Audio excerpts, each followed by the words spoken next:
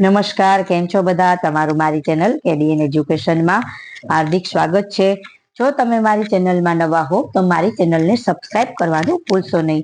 તો ફ્રેન્ડ્સ, હું આજે તમારા માટે ખાસ કરીને જીકેના જનરલ નોલેજના પ્રશ્ન લઈને આવી છું મિત્રો, જેથી કરીને તમને દરેકે દરેક કોમ્પિટિટિવ એક્ઝામમાં ખૂબ જ ઉપયોગી થશે મિત્રો.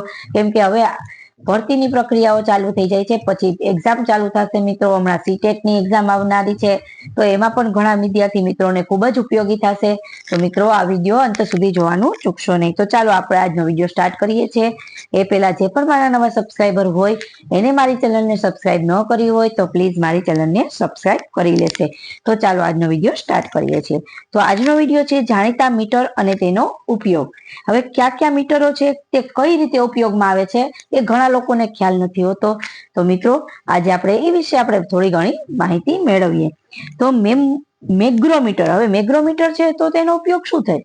તો આપણને ખ્યાલ નથી હોતો ઘણી વાર કે મેગ્રોમીટરનો ઉપયોગ શું છે. તો એમાં છે ચુંબકીય ક્ષેત્ર માપક યંત્ર છે, એના માટે ઉપયોગમાં આવે છે મિત્રો. પછી છે ઓપ્ટોમીટર. તો ઓપ્ટોમીટર શેના માટે ઉપયોગમાં આવે છે? તો ઓપ્ટોમીટર છે તે દ્રષ્ટિ ક્ષમતા માપક યંત્ર છે મિત્રો. હવે છે કોનોમીટર. કોનોમીટર શેના માટે ઉપયોગ છે? તો કે કાલ માપક યંત્ર માટે ઉપયોગી આવે છે. પછી વોલ્ટમીટર. તો વોલ્ટમીટર છે વીજળીનું દબાણ માપવા માટેનું સાધન છે. જે વીજળીનું દબાણ હોય છે એને માપવા માટેનું સાધન છે. પછી છે હાઇડ્રોસ્કોપ. હાઇડ્રોસ્કોપ શેના માટે છે? તો કે સમુદ્રનું તળિયું જોવા માટે વપરાતું સાધન. કે સમુદ્રનું તળિયું જોવા માટે તમને ઘણી વાર પ્રશ્ન પૂછી જાય કે સમુદ્રના તળિયા જોવા માટે કયા સાધનનો ઉપયોગ થાય છે? તો આપણને એકવાર વિડીયો જોયો હોય તો આપણને ખ્યાલ આવી જાય કે હાઇડ્રોસ્કોપ છે તે સમુદ્રનું તળિયું જોવા માટેનું સાધન છે. પછી છે હોરોસ્કોપ. તો હોરોસ્કોપ શેના માટે ઉપયોગ થાય છે? તો કે હસ્ત સામુદ્રિક શાસ્ત્રનું દર્શન કરાવતું સાધન.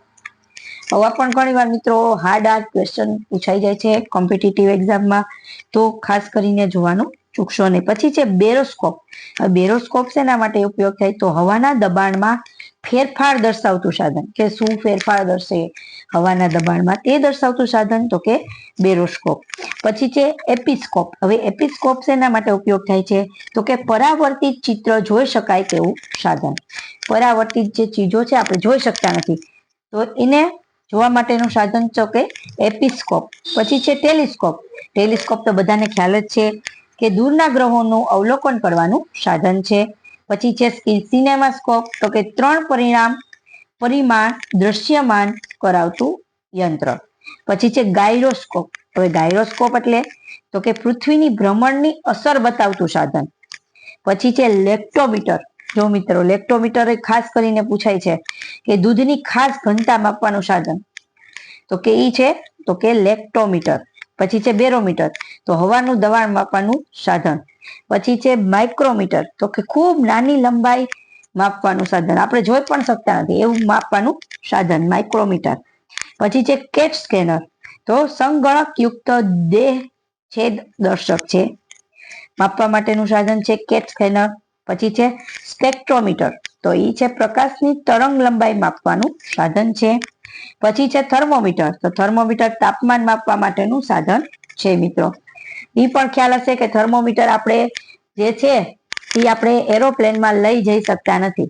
આપણે ક્યારેય પણ એરપોર્ટમાં આપણે સવારી કરવી હોય પ્લેનમાં, તો આપણે એ થર્મોમીટર લઈ જઈ શકતા નથી, કેમ કે એમાં મર્ક્યુરી નામનું હોય છે, એટલા માટે એ પ્લેનને ક્રશ કરી શકે છે. વિચારો, નાનું એવું સાધન છે, એ થર્મોમીટર આપણે લઈ જઈ શકતા નથી મિત્રો.